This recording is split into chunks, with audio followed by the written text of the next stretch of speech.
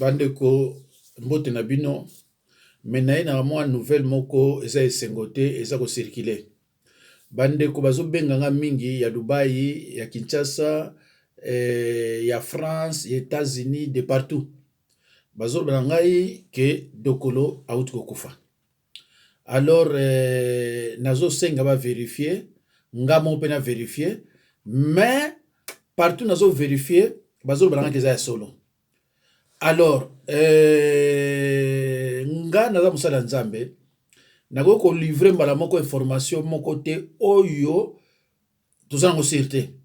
Mais ce qui est vrai que na beng même bande comme ça baluba o bazaka contact na ye, mais nous ne sommes pas au courant. Na tindi bango ba biloko yonga na zui. Bo passe à to vérifier. Les États-Unis professeur muso autotine nanga bi non effectivement a kufi. Oh. Nabi mais non. Donc naza awa naza ko pemate. Na fani sikone kozwa batu nga pena solo bati nga so babiloko. Ngabi mais est-ce que vous vérifiez on bi non to vérifier te mais bato ba pesi biso ngo bato yo asir obisoko to zaka na bango. Alo bande kunanga nouvelle ezoko circuler que Dokolo out ko kufa. Mais nouvelle ango nazana no sir na yango te. To zwango na conditionnel. To continuer ko vérifier.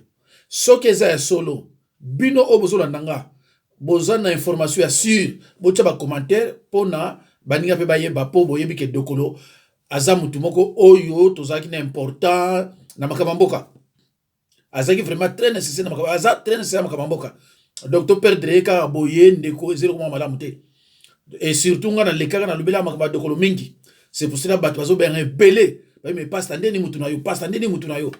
Alors voilà bande ko ngai oyo azana nouvelle ya bien que Dokolo akufite akoko benga ngamba na 06 51 03 92 89 soko zunga te tikila message oyo azana famille ya Dokolo o azana famille ya Dokolo te mais aza ko détenir information ya malamu que Dokolo aza en vie a benga mais soki aza koloba ke Dokolo aza ko kufa apporter biso kama quelques lumières poto yoki ke akufi na Dubai na makambo soki ya maritime soki biloko ndenge wana alo bande ko ngai na tikibino nazo zela ba coup de fil na bino ba oyo bazana information ya solo ke aza en vie ba oyo bazana information ya solo ke aza sous-sauté en tout cas bo confirmer ka ngai te bo confirmer ba ninga nyonso oyo ba congolais parce que ba congolais nyonso balinga Dokolo ba congolais tout balinga Dokolo.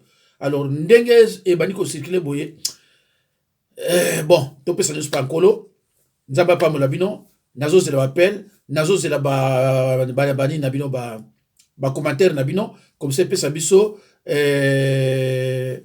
ba réponse mo malamu vraiment nzamba pa molabino to kutana mbala